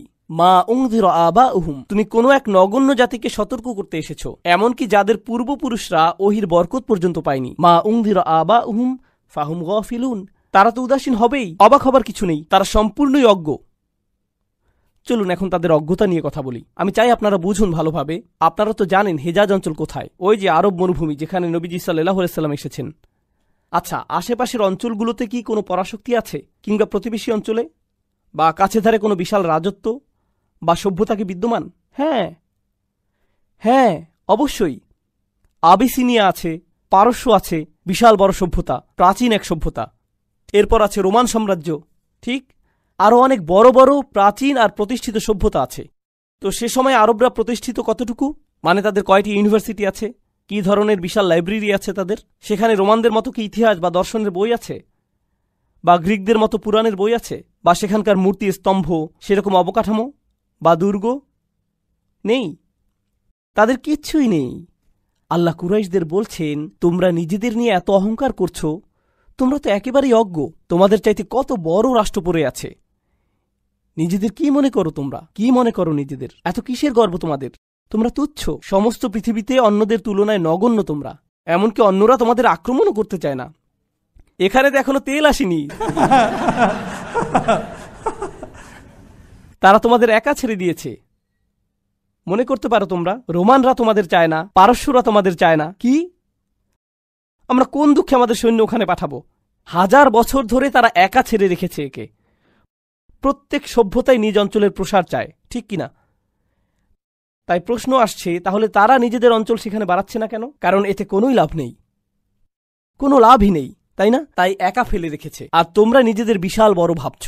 দেখুন, এই ধরনের মানসিকতা মানুষের মধ্যেও আছে। তারা যখন গ্রামে বাস করে, নিজেদের ছোট্ট গণ্ডির মধ্যে পুরো জীবন কাটায়, তখন অহংকার বেড়ে যায়, মূর্খতা পেয়ে বসে, ভাবে আমি কি হলুম রে। বুঝতেও পারে না যে বাহিরের জগতে কেউ তাদের পাত্তাও দেয় না। এটা কিন্তু মসজিদ কমিটির মেম্বারদের মধ্যেও হতে পারে। বাহিরের কেউই পাত্তা দেয় না, আমি মসজিদ কমিটির সভাপতি, কারোই কিছু যায় আসে না। না, আসলেই কিন্তু কখনোই কারো যায় আসে না। এমন হয় কি না? একদিন আমার এক বন্ধু আমাকে একটা ভিডিও দেখালো, ভারতের অস্পৃশ্য শ্রেণীর একজন ব্যক্তির একটা ভিডিও। সে আগে হিন্দু ছিল, কিন্তু ধর্ম ত্যাগ করেছে। এখন ইউটিউবে হিন্দু ধর্মকে নিন্দা করে শুধু। আমি এখানে হিন্দু ধর্মের নিন্দা করতে আসিনি, কিন্তু তার আসল বক্তব্যটা হলো যে এই সম্পূর্ণ ধর্মটি সমাজে শ্রেণী বৈষম্য সৃষ্টি করতেই গঠিত। সে কিন্তু অস্পৃশ্য শ্রেণীর একদম নিম্নতর ছিল। এখন সে থাকে নর্দার্ন ক্যালিফোর্নিয়াতে, একটা টেক কোম্পানির হেড, $1 মিলিয়ন তার আয়, কর্মজীবনে সে অত্যন্ত সফল, তাই না? অথচ সে বলছে, আমি যখন আমার গ্রামে যাই, এখনো যখন বাসে উঠে বসি, তারা আমার পাশে কেউ বসে না। গ্রামের সবার আয় যোগ করলেও আমার চাইতে কম, অথচ তারা আমার পাশে বসে না। গ্রামের সকলের শিক্ষা যোগ করলেও আমার শিক্ষার চাইতে কম, কারণ তাদের সেই ছোট্ট দুনিয়ায় তারাই সবচাইতে উচ্চ, তাদের সেই নগণ্য তুচ্ছ দুনিয়া। এটাই হলো কুরাইশ, মিছিমিছি ক্ষমতার মোহে বিভ্রান্ত। এটা কিন্তু হতে পারে কোনো শাশুড়ির বেলাতেও, এমন হতে পারে স্বামীর বেলাতেও, আসলেই হতে পারে, বাবা মার ক্ষেত্রে হতে পারে, বড় ভাই বোনের ক্ষেত্রে হতে পারে। এমন মানসিকতা যে কারো মাঝেই চলে আসতে পারে। তার হাতে যদি একটুখানি ক্ষমতা থাকে আর সেই ক্ষমতা তার জন্য মাদক হয়ে যায়, তখন সে নিজেকে মনে করে সবচাইতে বড়, কেউ তাকে ধরতে পারবে না। এ কারণেই আল্লাহ কুরাইশদের বাস্তবতাটি চোখে আঙুল দিয়ে দেখিয়ে দিচ্ছেন। বংশ নিয়ে গৌরব করো, তাদের তো কোনো খবরই নেই। ফাহুম গাফিলুন। এরপর এটুকুও যেন যথেষ্ট না, পুরো দুনিয়া এগিয়ে গিয়েছে আর আপনি সেখানেই পড়ে আছেন, আপনার খবরই নেই। বিশ্ব যেখানে সামনে চলে গিয়েছে, আপনি পেছনেই পড়ে আছেন। তার উপর নিজের মূর্খতা সম্পর্কেও অজ্ঞ আপনি। তোমরা কিছুই জানো না, তোমাদের কোনো জ্ঞানই নেই। অশিক্ষিত মূর্খের দল। উচ্চশিক্ষার এই নিয়ামত স্বয়ং আল্লাহর পক্ষ থেকে আসছে তোমাদের কাছে, অথচ তোমরা উদাসীন। আচ্ছা দেখুন, যখন কোনো সমাজে লম্বা সময় ধরে শিক্ষা দীক্ষা থাকে না, তখন তারা শিক্ষাকেই মূল্যহীন ভাবতে শুরু করে। ঠিক, শিক্ষাকে আর গুরুত্ব দেয় না তারা, বরং শিক্ষাকে তারা ভয় পাওয়া শুরু করে। কারণ তারা জানে জ্ঞান অর্জন করলে আপনি বদলে যাবেন, তাই তারা সব কিছু মূর্খ রাখতেই পছন্দ করে। দেখুন, আমি এসব ব্যাপার তুলে ধরতে চাই কারণ এগুলো শুধু কুরাইশদের সমস্যা নয়, মুসলিমরাই। অন্যদের ব্যাপারে কথা বলার কোনো ইচ্ছা নেই আমার, আমাদের নিজেদের নিয়ে ভাবতে হবে। মুসলিম বিশ্বের একাংশ, মুসলিম বিশ্বের বিশাল একটা অংশ, এমনকি আমরা বহু বিষয় নিয়ে একেবারেই অশিক্ষিত। আর আমরা এমন থাকতেই পছন্দ করি, কারণ নতুন জিনিস শেখা, বদলাতে চাওয়া তো কষ্টকর, আরামের কাজ নয়। তাহলে তারা আর কিসের ব্যাপারে গাফেল? এই যে আল্লাহ তাদেরকে সমস্ত মানুষের চাইতে বেশি দয়াময় মানবকে তাদের কাছে পাঠিয়েছেন, ইতিহাসের সবচাইতে বড় কালাম এসেছে তাদের ভাষাতেই, কুরাইশদের কাস্টমাইজড পদ্ধতিতে, যে এখন কুরআন সম্পর্কে জানতে হলে আমাদের কুরাইশ সম্পর্কে জানতে হয়। কিতাবটি যদিও পুরো বিশ্ব মানবতার প্রতি নাজিল হয়েছে, তবুও তা ভালোভাবে বুঝতে হলে আমাদের যাদের কাছে এসেছিল তাদেরকে বুঝতে হবে। আল্লাহ তাদেরকে মুসলিমদের শিক্ষার জন্য সবচাইতে গুরুত্বপূর্ণ ঐতিহাসিক দল বানিয়ে দিলেন, সকল মহাদেশে, সকল ভাষায়, সকল সভ্যতায়, একদম বিচার দিবস পর্যন্ত। অথচ তারা যে রাহমাতুল্লিল আলামিনের সঙ্গে বসে আছে, এটা নিয়ে তাদের কোনো উপলব্ধিই নেই। তারা জানেই না কি অস্বীকার করে বসছে। যা পেয়েছে সেটার প্রতি কোনো রকম বুঝ বা কদর নেই। তাদের যদি একটু হলেও ধারণা থাকত, অল্প করে হলেও যদি ভবিষ্যৎ দেখতে পেত, বেশি না, মাত্র 100 বছর ভবিষ্যৎ যদি দেখতে পেত, কিংবা 200 বছরের ভবিষ্যৎ, তারা যদি জানতো দুনিয়ার জন্য কোরআন কি করছে, কোরআন পৃথিবীতে কি করছে, পৃথিবীতে ইসলাম কি করছে, আন্দোলুসিয়াতে কি করেছে, দামেস্কে কি করেছে, ইরাকে কি করেছে, ভারতে কি করেছে, দুনিয়ার প্রতি অবদান কি, এই লোকগুলোর কোনো ধারণাই নেই। তারা শুধুই বসে বসে বলছে, আমাদের কিছুই যায় আসে না। তারা যে কতটা মূর্খ সেটা সম্পর্কে বলে এটা শেষ করতে চাই। আপনাদের তাদের মূর্খতার স্তর সম্পর্কে উদাহরণ দেব। কখনো কখনো আপনি জানেনই না যে কার সাথে কথা বলছেন, এমনটা তো হয়, তাই না? অথবা বোকার মতো কাজ করে ফেললেন, পরে উপলব্ধি হয় যে সেই লোক ভিআইপি কেউ ছিল। কোনো এক মজলিসে এই ঘটনা ঘটেছিল। আমাদের একজন শায়েখ বললেন তার স্ত্রীও একজন শিক্ষিকা, তিনি ছাত্রদের ইসলামিক স্টাডিজ পড়ান, বেশ জনপ্রিয়, নাম বলবো না আমি। তো তিনি হজে গেছেন, দলের একজন তার সাথে কথা বলছে, তিনি এই লোককে চেনেনি না। হঠাৎ সে বলা শুরু করল, অমুক মহিলা আছে না, শিক্ষকতা করে, সে তো ইসরায়েলি গোয়েন্দা।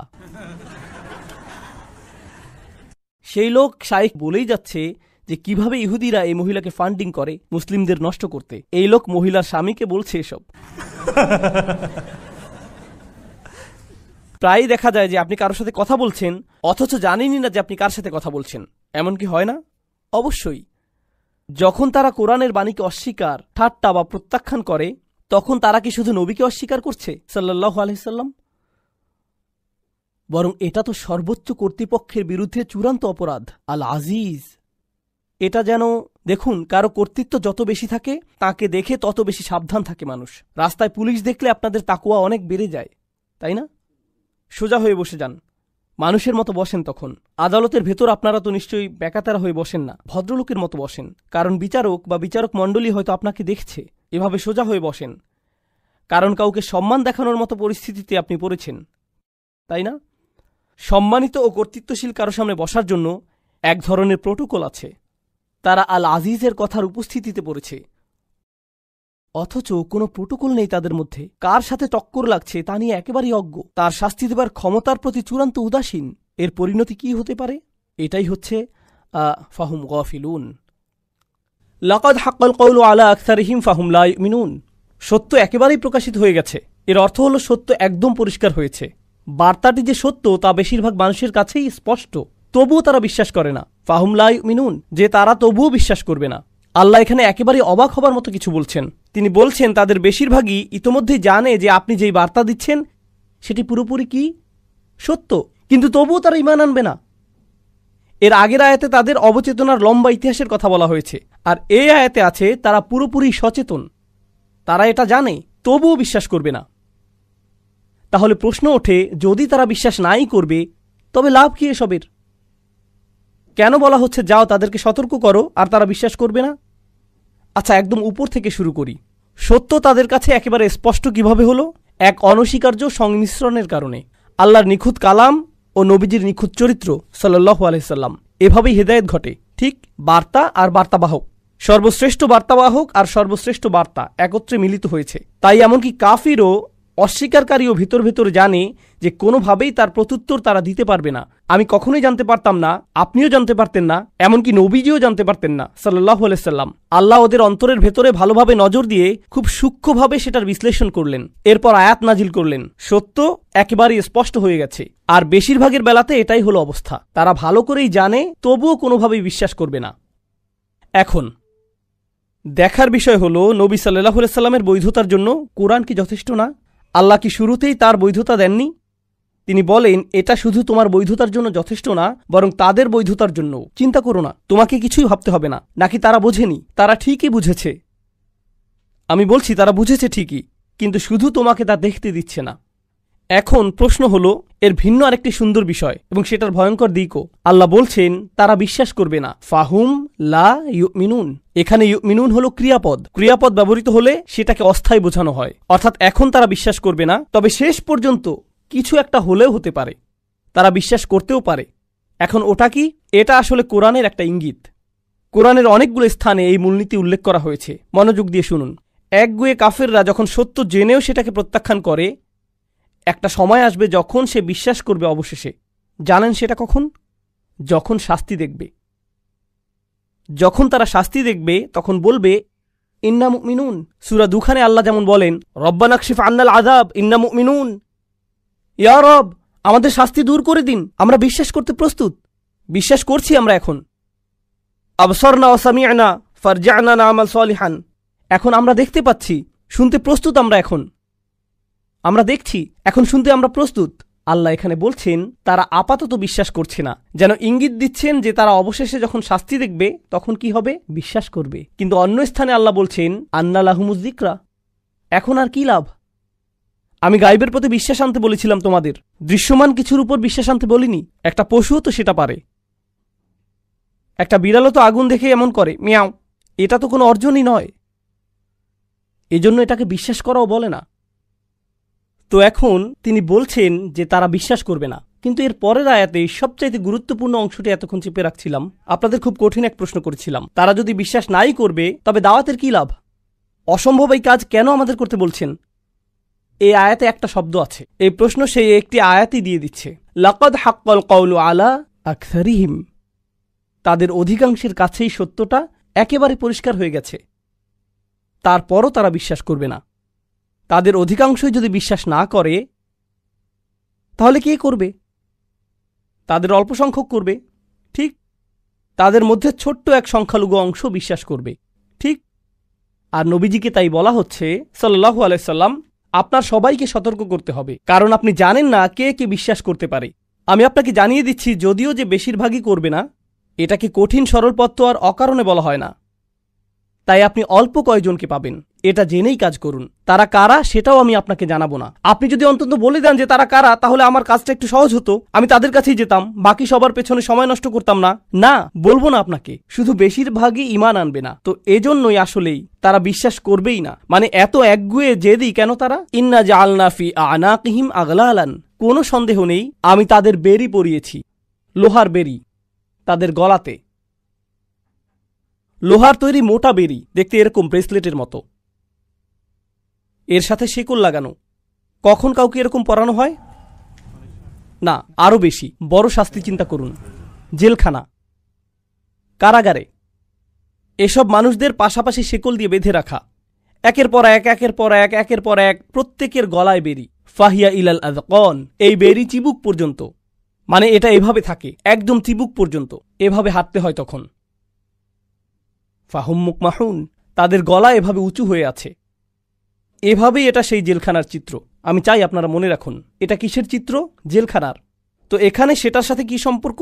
আল্লাহ কিন্তু আপনাকে বলছেন না যে আপনি যদি এখন কুরাইশদের কাছে যান, যদি আবু জাহেলের কাছে যান, এখনই তাকে এরকম বেরি পরা অবস্থায় দেখবেন। না না না না, এই বেরি কি দৃশ্যমান নাকি অদৃশ্য? এটা অদৃশ্য এক বেরি। কিন্তু জানেন কি, আমি চাই এই জেলখানার চিত্রটা আগে বুঝে নিন। এই লোকগুলোকে শেকল পরানো, তার মানে এরা বন্দী, আর ওরা জেলে থাকা মানে বাহিরের পৃথিবীর সাথে একেবারে বিচ্ছিন্ন। ঠিক, কারণ আপনি জেলে বন্দী থাকা মানে বাহিরে কি হচ্ছে কিছুই জানেন না, অর্থাৎ আপনি অসচেতন, জ্ঞানহীন, গাফেল। এই শব্দ কি এর আগে এসেছে? গফিলুন। আপনি গাফেল কেন? কারণ আপনি জেলে, আর আপনার গলায় এমন বেরি থাকলে আপনি আশেপাশে দেখতে পারবেন না, মানে আপনি জানতেই পারবেন না আপনার পাশেই কি হচ্ছে, মানে আপনি আরও বেশি অজ্ঞ, গাফেল হয়ে গেলেন। আর তারপর আপনাকে সেখানে থাকতে হবে। কাউকে জেলে পুরে দিলে আপনি তাকে জিজ্ঞেস করতে পারেন, কেন তার এমন হলো? কেন তুমি জেলে গেলে? জেলে যেতে হলে আপনাকে অপরাধের অভিযোগে অভিযুক্ত হতে হবে, ঠিক? কিন্তু পূর্বের আয়াতেই তার বিরুদ্ধে অপরাধের অভিযোগ এসেছে। সত্য তাদের সামনে প্রকাশ হয়েছেই, বাণী তার সামনে সম্পূর্ণ স্পষ্ট হয়েছে, তবুও তারা বিশ্বাস করেনি। এটাই অপরাধ। আর অপরাধ এমনটা হলে তাদের জেলেই যাওয়া উচিত। কিন্তু এরপরেও শুধু জেলে গেলেই হবে না, আপনার শাস্তি অপরাধের সমানুপাতেও হতে হবে। এই কথা আগে শুনেছেন? অপরাধের উপযুক্ত শাস্তি হতে হবে। আমরা এখন পর্যন্ত শাস্তি সম্পর্কে কি জেনেছি? যে তাকে বেরি পরানো হবে। কোথায়? তার গলায়। আল্লাহ কি বলছেন? যে সে নিজে অন্তরে সত্য জানে। তিনি এই ইঙ্গিত দিয়েছেন যে সে ইতিমধ্যেই জানে কি সত্যটা, অতএব সে সত্য জানে কিন্তু মুখ দিয়ে সেটা প্রকাশ করছে না, অহংকারের কারণে। তার গলায় সত্যটা আটকে আছে, মুখ পর্যন্ত আসতেই পারছে না, গলায় ধরে রেখেছে সে। এজন্যই তাদেরকে বলা হয় কাফির। কাফির অর্থ যে সত্যকে লুকিয়ে ফেলে। কাফির বলতে কৃষককেও বোঝানো হয়, কারণ সে বীজ মাটিতে পুঁতে ফেলে। তাই তারা যে নিজেদের গলার ভেতরে সেটা আটকে রাখে, এজন্য তাদের গলাও আটকা পড়েছে। অপরাধটা এখানেই। তারা চাইলেই বলতে পারে, কিন্তু অহংকার তা দিচ্ছে না। কিন্তু দেখুন, আরেকটি জিনিস আপনাদের জিজ্ঞেস করতে চাই, তা হলো যখন আপনি এভাবে মাথা উঁচু করে রাখেন অথচ আপনার গলায় বেরি নেই, তখন সেটা কি? সেটা অহংকার। একজন কয়েদির এভাবে গলা উঁচু করে রাখার চিত্রটি বেশ অপমানজনক। আল্লাহ সেই মাথা উঁচু করা কয়েদির সাথে অহংকারী লোকের তুলনা করেছেন, যে অহংকার আর জেদের কারণে তার বাণী শুনতে অস্বীকার করে। তিনি বলছেন যে সে অহংকার করছে। আল্লাহ সেটাকে কয়েদখানা বলছেন। সে বন্দী, সে বন্দী।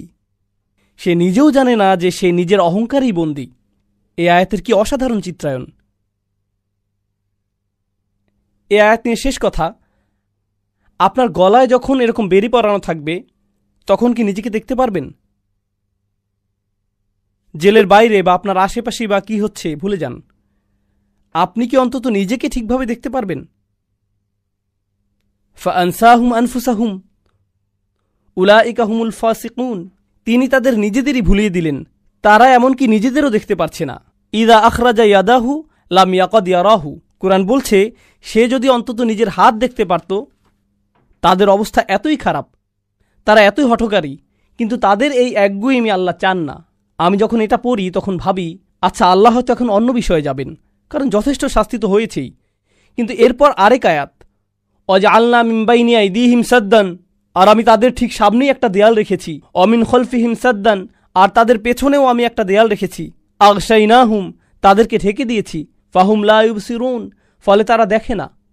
আপনি জেলখানায়, আপনাকে অন্য মানুষের সাথে বেঁধে রাখা হয়েছে, আপনার সামনে একটা দেয়াল, পেছনে আরেকটা দেয়াল। তিনি কেন দুপাশে দেয়ালের কথা বললেন না? কারণ যখন আপনি শেকলে বন্দী, তখন শুধু কোন দিকে নড়াচড়া করতে পারেন? সামনে ও পেছনে। আর আপনি আশেপাশে তাকিয়েও দেখতে পারছেন না, কারণ গলায় বেড়ি বাঁধা। তাই শুধু সামনে আর পেছনেই যেন দেখতে পান, এটুকুই। তো তারা এই দিকেই এগিয়ে আসছে। তাহলে আল্লাহ কি বলছেন? তাদের সামনে একটা দেয়াল আছে আর তাদের পেছনে একটি দেয়াল আছে। এই দেয়ালের কাজ কি? আপনি পালাতে পারবেন না। দেয়ালের আরেকটি কাজ হলো আপনি ওপাশের কিছুই দেখতে পাবেন না। ঠিক এটার কারণেই তারা অসচেতন। কিন্তু এখানে তো 3টি আবরণ, সামনে দেয়াল, পেছনে দেয়াল, উপরে আরেক আবরণ। এটা কিছু খুব খুব গুরুত্বপূর্ণ।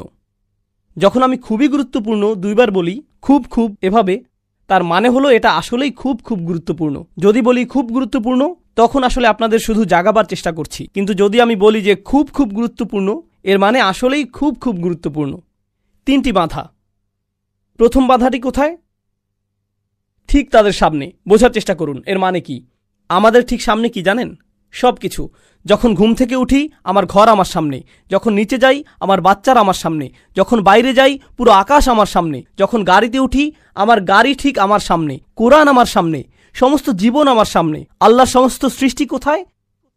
ঠিক আমার সামনে। আর এই সৃষ্টি, এই আকাশ, এই পৃথিবী, সেই গাছ, আমার বাচ্চা, সব কিছুই আল্লাহকে স্মরণ করিয়ে দেয়। সব কিছুই। কিন্তু তারা এসব থেকে বাধাপ্রাপ্ত। তাই তারা ওসব কিছুই দেখে না। তাই কিছুই তাদেরকে আল্লাহর কথা মনে করিয়ে দেয় না। সব কিছুই তাদের চিন্তার জন্য যথেষ্ট না। সত্যের পথ হতে তারা অবরুদ্ধ।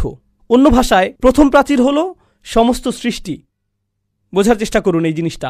আল্লাহ যা কিছুই সৃষ্টি করেছেন সবই আমাদের সামনে। আপনি তো সারাক্ষণ কোরআন পড়ছেন না, সারাক্ষণ তো আপনি ইবাদত করছেন না। কিন্তু জানেন কি, যখনই আপনি জেগে আছেন, আপনার ঠিক সামনেই কি থাকে? সৃষ্টি সব সময় আপনার সামনে থাকে। নিজের চোখে দেখে অনুধাবন করার মতো কিছু না কিছু সব সময়ই থাকে। এটাই হলো প্রাচীর। দ্বিতীয় প্রাচীরটি কোথায়? তাদের পেছনে। আমাদের পেছনে কি? আমাদের ইতিহাস, আমার নিজের ইতিহাস, আমার জাতির ইতিহাস, অন্যান্য জাতির ইতিহাস। এগুলো সব কোথায়? তারা তাদের সামনে থাকা প্রাচীরের কারণে পুরো বিশ্ব দেখতে পারছে না, আর তারা তাদের পূর্বে গত মানুষের অবস্থা থেকেও শিক্ষা নিচ্ছে না।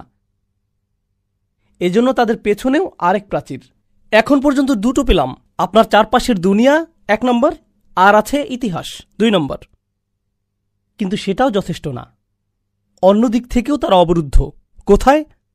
ফাগশাইনাহুম, আমি তাদেরকে ওপর থেকেও ঢেকে দিয়েছি। এখন আপনি যদি ওপর থেকে তাদের বন্দী করে রাখেন, তার মানে ওপর থেকেও এমন কিছু শেখার আছে যা সত্যের পথ দেখায়।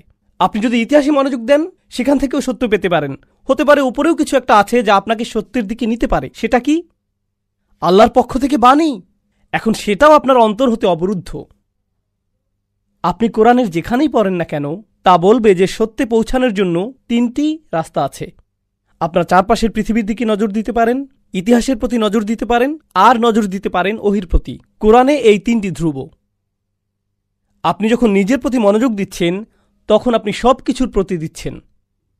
সানুরিহিম আয়াতিনা ফিল আফাকি ওয়া ফি আনফুসিহিম হাত্তা ইয়াতাবায়্যানা লাহুম আন্নাহুল হক। আপনার চারপাশের পৃথিবীটাই সত্যে পৌঁছানোর প্রথম ধাপ, ইতিহাস। আর যারা ইতিহাস নিয়ে চিন্তা করতে পারে, তারাও সত্যে পৌঁছাতে পারে। আর সত্যে পৌঁছানোর সবচাইতে শক্তিশালী পথটি অবশ্যই সেটা যা ওপর থেকে আসে। অথচ এই মানুষগুলো পুরোপুরি অবরুদ্ধ। তাই ওহি তো দূরে থাক, তারা তো এই বাণী শুনছেই না। নবীজি সাল্লাল্লাহু আলাইহি সাল্লামকে তারা আপনাকে শুনবে না। অথচ তা কোরআন উপর থেকে এসেছে।